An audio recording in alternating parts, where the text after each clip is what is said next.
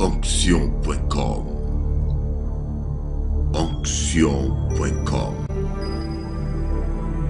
Votre site internet. Onction.com. Louange, prière, enseignement en direct. Connectez-vous sur Onction.com.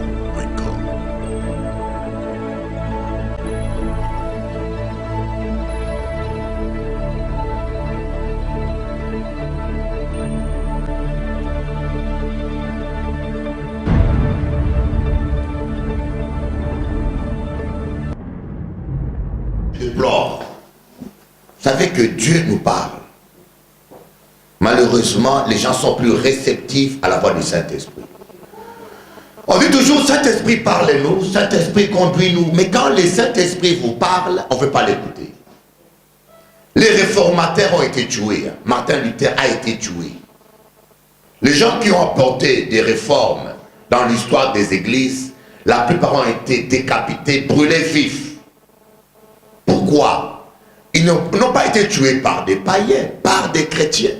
Parce qu'on n'accepte pas la nouveauté. On n'accepte pas le changement. Si vous n'êtes pas prêt à accepter un changement, vous n'êtes pas prêt à progresser. Vous devez progresser, veut dire quoi? C'est changer les statuts. Aller plus haut. Mais pour changer des statuts, il faut changer d'habitude. Il faut changer de comportement aussi. Parce qu'il y a des changements qui obligent un changement d'attitude et de comportement. Tu ne peux pas hier être un ouvrier. Demain, on te met Premier ministre et tu continues à t'habiller et te comporter comme un ouvrier. Donc il y a un changement. Est-ce que tu es prêt à... Nous voulons le changement. Est-ce que tu es prêt à payer le prix du changement? Il y a un prix à payer dans toutes choses. Et je vous dis cela, moi j'ai demandé à Dieu Paris, le jour où nous aurons une salle, je vais dormir 120 jours exactement par terre dans l'église. Je vais jeûner 120 jours où je dormirai par terre jusqu'à ce que Jésus descende. Je crois que quand on est prêt à payer le prix, on est prêt à vivre la gloire de Dieu. Est-ce que Dieu est prêt à payer le prix? Des fois, nous les enfants de Dieu, nous sommes devenus des fainéants. Nous voulons le réveil, on ne veut pas prier. Quand il venait prier, personne ne vient. Un exemple, on demande une télévision. Mais seulement la télévision sur Internet, j'ai constaté que les gens ne sont pas réguliers. Les gens ont toute forme d'excuses pour ne pas s'engager et les gens reculent. On fait le réveil, on vous donne simplement une responsabilité dans l'église. Tu n'arrives même pas à assumer une responsabilité de diacre, d'anciens et de pasteurs. Mais tu es en train de critiquer tous les pasteurs. Mais toi, quand on te donne une responsabilité, le moindre, tu n'es même pas capable de le faire. Ça, les problèmes qui se posent aujourd'hui. On prie pour le réveil pour la France. Mais le réveil exige un prix. Tu veux le réveil? Est-ce que tu veux que ta famille soit sauvée? Mais paye un prix. Les démons qui ont envoûté ton arrière et arrière-grand-père et qui sont descendus dans ton grand-père et puis qui sont descendus dans ton père et maintenant qui veulent dominer ta vie et la vie des enfants, pour les lier et les coincer, il faut un jeûne, des fois 21 jours, des fois 40 jours ou des fois chaque jour, une fois par semaine, il faut jeûner. Tu veux que ton couple soit sauvé?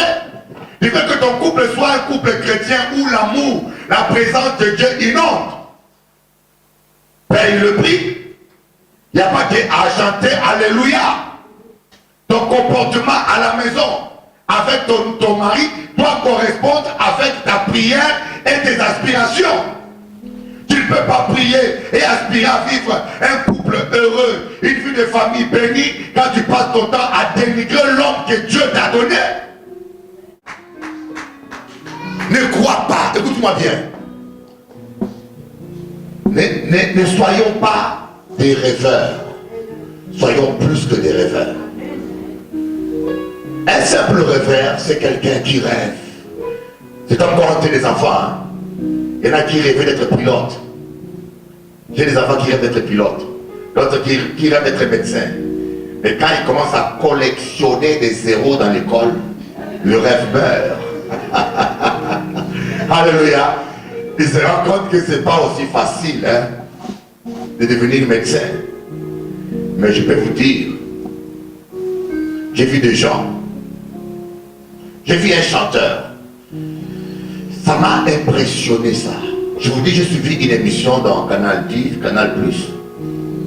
Un soir, la biographie d'un chanteur qui a marqué vraiment la musique moderne.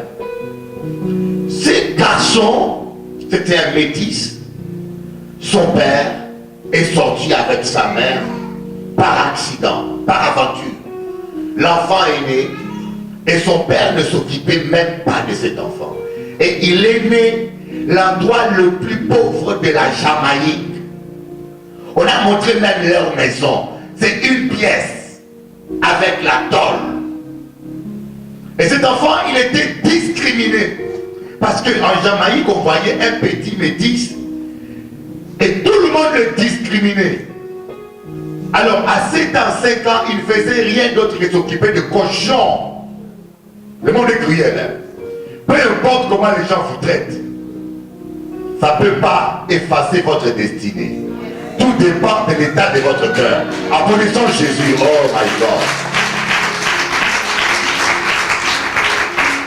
La méchanceté, vous les rencontrerez partout, dans l'église, dans le monde. Avec la crise mondiale, c'est devenu encore pire. Alors, ils s'occupaient que des ordures. Même ses oncles lui laissaient le travail qu'eux devaient faire. Et après, sa mère est allée à Kingston, en Jamaïque, de la capitale. Et ils sont allés dans le quartier le plus dangereux, le plus abominable de Jamaïque. Là où les vauriens, le voyou étaient. Mais ce garçon, il s'est mis à la musique. Il ne faisait que chanter. On dit qu'il répétait un chant 50 fois la nuit. Il savait ce qu'il voulait. Beaucoup de ses amis sont allés débrouiller autrement, mais lui, il savait qu'il devait réussir que là. Il s'est focalisé sur ça. Il s'est concentré sur ça. Sa mère est allée aux États-Unis, lui a envoyé un billet. Il est allé aux États-Unis. Il a commencé à travailler comme ouvrier. Mais il a dit ça, c'est pas mon rêve. Il a abandonné le travail d'ouvrier. Il est rentré dans la pauvreté en Jamaïque. Il a repris la musique. Il avait un rêve. Ils sont allés jusqu'à Londres et son rêve s'est réalisé. Et c'est devenu l'un des chanteurs le plus respecté de la musique dans le monde entier. Et quand j'ai regardé ça, je m'ai dit, tu vois un païen, un croyant dans l'erreur, il arrive, malgré les obstacles, malgré les difficultés, à réaliser son rêve. Parce qu'il a cru, parce qu'il s'est battu, parce qu'il a payé un prix. À combien plus forte raison les enfants du royaume peuvent-ils pas faire des exploits avec le Saint-Esprit? Avec Dieu, nous ferons des exploits. On peut dire avec Dieu, nous ferons des exploits. Mais le problème c'est, es-tu prêt à payer le prix? Moi le Seigneur m'a dit, es-tu prêt à payer le prix? C'est possible. C'est possible. Si tu payes le prix, mon ami, c'est toujours possible. Tu peux vivre tes rêves avec Jésus. C'est possible. Tu peux vivre tes rêves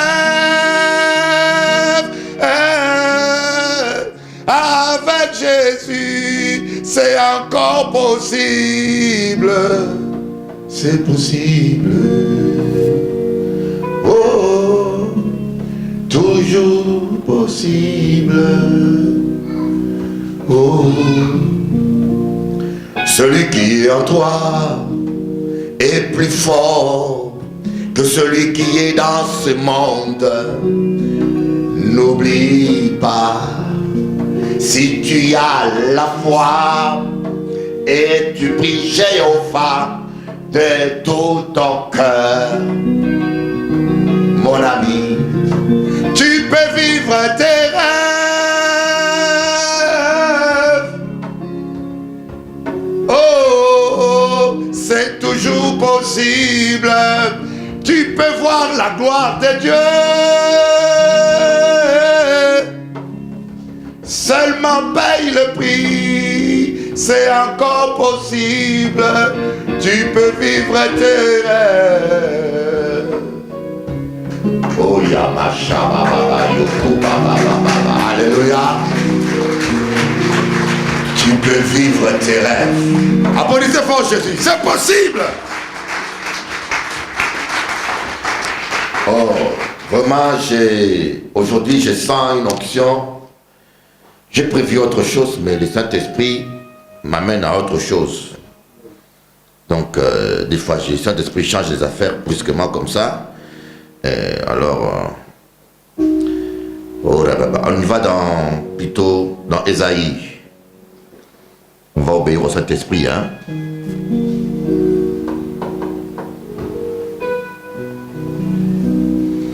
Ésaïe 55. Et c'est un message que le Saint-Esprit me donne ce matin, c'est différent de tout ce que j'ai prévu. Payez le prix. Ésaïe 55. Payez le prix. Je vais lire le verset 1. Vous tous qui avez soif, venez aux eaux. Même celui qui n'a pas d'argent, venez acheter et manger. Venez acheter du vin et du lait sans argent, sans rien payer. Pourquoi payez-vous de l'argent pour ceux qui ne nourrissent pas?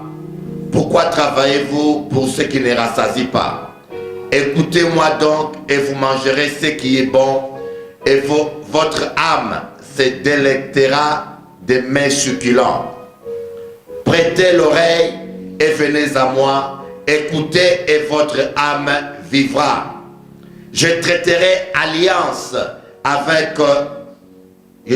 avec vous une alliance éternelle pour rendre durable mes faveurs envers David. Voici, je l'ai établi comme témoin auprès du peuple, comme chef et dominateur de peuple. Voici, tu appelleras des nations que tu ne connais pas, et les nations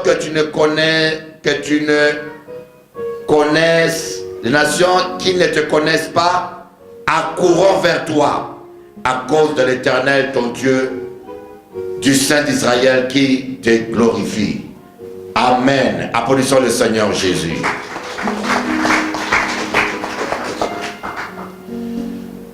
Ici le Seigneur dit, le Saint-Esprit dit, venez.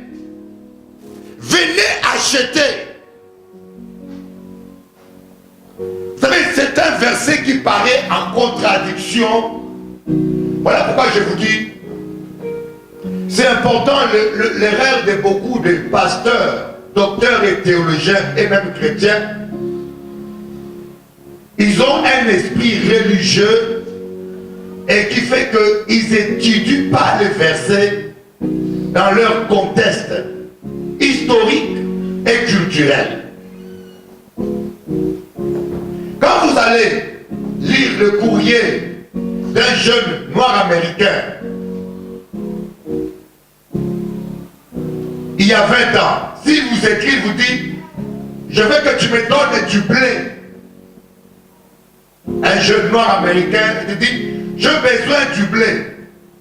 Si tu ne connais pas la culture noire américaine, tu vas acheter du blé au marché et tu vas lui envoyer un paquet de blé en courrier recommandé. Mais quand tu connais le langage des jeunes noir américain, tu comprendras que le bleu veut dire de l'argent. Tu vas lui envoyer un mandat cash urgent. Vous voyez que les mots n'ont pas le même sens d'après l'époque et d'après la culture. Quand on dit Jésus-Christ est assis à la droite de Dieu, par exemple, chez les Juifs, moi quand on me disait que Jésus est assis à la droite de Dieu, je pensais qu'au ciel, Dieu a une chaise où il est assis, et alors Jésus-Christ, c'est celui, il a une chaise à droite, et à gauche, je ne sais pas qui est là. Parce que je prenais la chose en dehors du contexte. Mais le jour où j'ai eu le réma, j'ai entendu un pasteur expliquer qu'est-ce que signifie la droite de Dieu dans la culture juive. Chez les Juifs, quand on parle de la droite de Dieu, on parle de la puissance de Dieu. Dans le psaume, David parle de la droite triomphante de Dieu. Ici, il fait allusion à la puissance de Dieu. Donc quand on dit Jésus-Christ est assis, le verbe asseoir signifie prendre un statut bien précis, prendre des attributs bien précis. Ça ne veut pas dire que Dieu a une chaise au ciel. Donc Jésus a pris un statut, une position, il a repris sa puissance divine. Voilà veut dire que Jésus est assis à la droite de Dieu. Jésus est sous la puissance de Dieu. Amen. Donc pour comprendre un tel verset, il faut voir l'époque où cela a été écrit, comprendre le langage biblique, comprendre la culture juive. Sinon tu vas mal comprendre la Bible. Et voilà pourquoi aujourd'hui il y a beaucoup de sectes, beaucoup de versets bibliques qui sont mal interprétés. Alléluia. Une deuxième preuve par excellence. Dieu sait pourquoi je parle de ça. Une deuxième preuve par excellence. Regardez un peu. Josué a prié pour que le soleil s'arrête. Est-ce que scientifiquement c'est acceptable? Entre le soleil et la terre, qui tourne? C'est la terre. Et Dieu sait bien que c'est la terre qui tourne. Mais à l'époque, Dieu voulait que les gens de l'époque comprennent. Parce qu'à l'époque, Dieu aurait dit qu'il a arrêté la terre, les gens n'auraient rien compris, parce que pour tout le monde, c'est le soleil, c'est la terre c'était le soleil qui tournait autour de la terre. Donc, dans la connaissance de l'époque, Dieu a parlé pour que les gens de l'époque le comprennent. Dieu parle de telle manière que nous puissions le comprendre. S'il veut parler un langage parfait à son niveau, personne ne pourra le comprendre ici. Beaucoup. Voilà pourquoi on dit que la femme se taise, par exemple, de tel verset, que la femme se taise. Mais il faut voir la culture, l'état. Parce qu'il s'agissait de l'ordre dans l'église. Vous voyez, on parle de l'ordre dans l'église. On ne parle pas des ministres. Quand nous allons dans Luc, chapitre 2, nous voyons Anne, la prophétesse, qui servait Dieu nuit et jour dans les temples. Il faisait quoi dans les temples? Et quand on prend même littéralement le mot c'est taire. Prier c'est parler aussi. Hein? Et je connais des églises évangéliques où la femme n'a même pas droit de prier. Parce qu'ils ont pris ça littéralement. Beaucoup. Alors que le même Dieu, qui veut que la femme se taise, apparemment, il va aller prendre Déborah, une femme, il établit prophétesse. Pas seulement prophétesse, il va l'établir juge. On ne peut pas être juge sans prendre autorité sur les hommes. Est-ce que Dieu est-il en contradiction finalement? Voilà, quand on prend des versets en dehors du contexte, on crée une doctrine démoniaque et on dévie. Quand on parle que la femme se taise, c'est dans le contexte du bavardage. La preuve il dit, s'ils veulent s'instruire, qu'ils interrogent leur mari à la maison. Mais je vous dis aujourd'hui, il y a des maris qui doivent interroger leur femme à la maison. Je connais un monsieur à Saint-François. Ce monsieur-là, Saint-François, il voulait construire un supermarché tout seul. Qui connaît la ville de Saint-François, en Guadeloupe? À l'entrée de Saint-François, quand tu quittes la plage, il y a un genre de gros bâtiment comme ça, une grande maison qui n'est jamais terminée. Juste après les plages. Tu connais ça? Réserve sombre. Il y a juste à l'entrée du bout de Saint-François, vers la plage, voilà. Et un jour, on m'a prêté la salle là pour faire une réunion. Et je fais la réunion, on m'a dit Bishop Eli. Oh, joli bébé, vous avez le bébé, n'est-ce pas? Moi, le bruit des enfants ne me dérange jamais parce que j'aime les enfants. Si nous aimons les enfants, on doit payer le prix à supporter le prix des enfants. Une soeur me dit, Bishop Eli, prie pour moi pour que j'aille des enfants. Prie pour moi. Et à l'église, un bébé qui dit, oh Bishop Eli, je ne supporte pas ça. Je dis, alors toi, il ne te faut pas un bébé, mais une poupée. Il veut prier pour toi pour que tu aies une poupée. Pas un enfant. Alors ce monsieur, il a commencé à construire un supermarché. Il a construit. Mais c'est une grande maison en étage, je crois bien, avec plusieurs pièces. Il y a au moins 10 magasins partout. En fin de compte, il n'avait pas assez d'argent pour terminer. Et puis tout est resté en oui. Mais j'ai regardé la construction, j'ai dit cet homme-là était un vaillant. Je vous dis, j'ai regardé le travail qu'il a fait. Un seul homme. Il a construit tout ça. J'ai dit cet homme-là était un vaillant. Mais il lui manquait la sagesse. Il n'a pas su évaluer le prix. Malheureusement maintenant, tous ces bâtiments qu'il a voulu construire est devenu un monument témoignant de sa stupidité. Le bâtiment dit, voilà un homme fort qui était stupide. Il avait la force, mais il n'a pas su calculer. Vaut mieux construire 2 pièces bien terminées, utilisables que 10 pièces que tu ne pourras jamais achever. Il y a des gens qui ont des rêves, des objectifs qui ne peuvent pas être parce qu'ils n'ont jamais calculé le prix à payer. Alléluia. Il y a un prix à payer, même dans les choses de Dieu. Il y a un prix spirituel à payer dans les choses de Dieu. Quand tu pries pour la délivrance de ta famille, tu veux par exemple que ton mari se convertisse, tu veux que ta famille change, tu veux que les enfants soient bénis, ou tu veux que nous voulons gagner la France. La première chose à faire, c'est passer le temps avec le Saint-Esprit. Dis Seigneur, j'ai envie de gagner la France. Dis-moi quel est le prix à payer, Seigneur. Révèle-moi le prix à payer, Seigneur. Révèle-moi quel genre de prière je dois faire. Révèle-moi quel genre de jeûne je dois faire. Tu ne peux pas prier le même prix pour la conversion d'une personne et la conversion de toute une famille.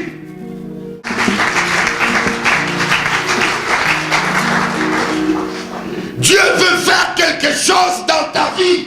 Dieu veut faire quelque chose dans ta vie. Il veut agir. Mais il dit venez, venez, venez. Si vous avez soif, si vous désirez réellement recevoir ce que vous voulez recevoir, si vous voulez réellement vous tenez à vivre votre rêve, venez, venez payer un prix.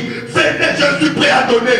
Je suis prêt à donner. Je veux faire des exploits avec mes enfants. Je veux impacter le monde. Je veux bénir mon peuple. Ce que tu veux, je le veux. Mais es-tu prêt à payer le prix? Il y a assez d'eau. Il y a de l'eau pour tout le monde. Il y a assez d'eau. Dieu compare l'onction à l'eau. Voyez l'eau de la mer. Il y a l'eau, assez d'eau sur terre. Même pour les grenouilles, il y a de l'eau. Mais Dieu dit, je veux seulement que celui qui a soif et qui est prêt à payer le prix, qui vienne là. Beaucoup ont soif, mais peu sont prêts à payer le prix. Applaudissons le Seigneur Jésus.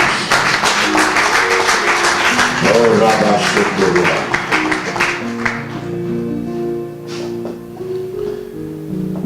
Merci Jésus. Oh Rama Shokoro Baba. Oh Rama Baba. Je crois que le Saint-Esprit est en train de parler à des gens ici. Et ce message était un message prophétique. Je vous dis, je ne l'ai pas préparé, je ne l'ai pas prévu. Je vous avais dit que tout le mois je parlerai de l'amour. Mais quand je suis arrivé là, mais je sens autre chose bouillonner en moi. Il y a des gens à qui Dieu a fait des promesses, mais à qui Dieu dit, oui, si tu as soif de vivre ces promesses, viens acheter de l'eau, mais sans argent. Dans ce monde, on achète tout avec l'argent. Aujourd'hui, on peut acheter une femme avec de l'argent. Le Saint-Esprit m'a révélé quelque chose. Un jour, je lisais l'histoire de la montagne de la transfiguration. Pendant que je lisais là, Dieu, vous savez, le réma c'est quelque chose que Dieu vous révèle, que vous n'avez jamais entendu d'aucun homme sur terre. Les gens disent réma, mais tu as vu ça dans une vidéo, c'est pas un réma. Ou tu l'as lu sur internet. Donc là, c'était la première fois que je vois ça. Peut-être quelqu'un l'a vu, mais je ne sais pas. Dieu m'a dit, regardez, qu'est-ce qu'il y a de commun entre ces trois personnes-là? Jésus, Moïse et Élie. Qu'est-ce qu'ils ont de commun? C'est les trois qui ont apparu à la montagne de la transfiguration. C'est les trois personnes, Dieu a enlevé leur corps. Le Seigneur, dis-moi, ils ont tous payé le même prix. Ils ont tous jeûné au moins 40 jours. Il n'y a aucune autre personne dans la Bible qui a jeûné 40 jours, à part les trois. Et c'est les trois que Dieu a enlevé comme ça. Et Dieu m'a dit, si tu es prêt à payer le prix de Moïse, si tu es prêt à payer le prix exact, je suis un Dieu juste. Je ne fais acception de personne. Je te bénirai. Applaudissons Jésus-Christ.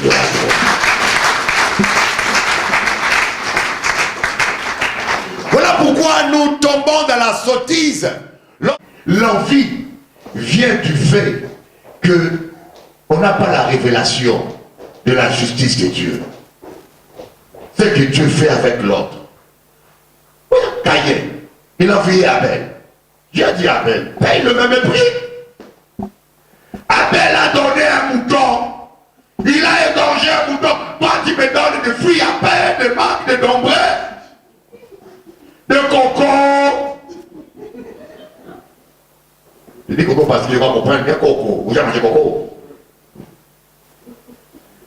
Mais lui, Abel, il a pris un mouton. Il a coupé. Et le mouton, on dit sans le sang, il n'y a pas de pardon pour le péché. Sans l'effusion de sang. Crois-moi, quand tu comprends cette notion du royaume des cieux, que celui qui paye le prix, le Dieu juste donne la récompense équivalente, tu n'envieras plus personne sur terre. Tu diras, mon frère, tu as réussi, dis-moi ton secret, quel est le prix que tu as payé? S'il donne le prix, il dit, ah, je ne suis pas capable de payer ce prix-là. Tu vas en vouloir qu'à toi-même. Amen. On va se lever pour prier, pour dire, Seigneur, je vais payer le prix. Onction.com. Onction.com. Votre site internet. Onction.com. Louange, prière, enseignement en direct. Connectez-vous sur Onction.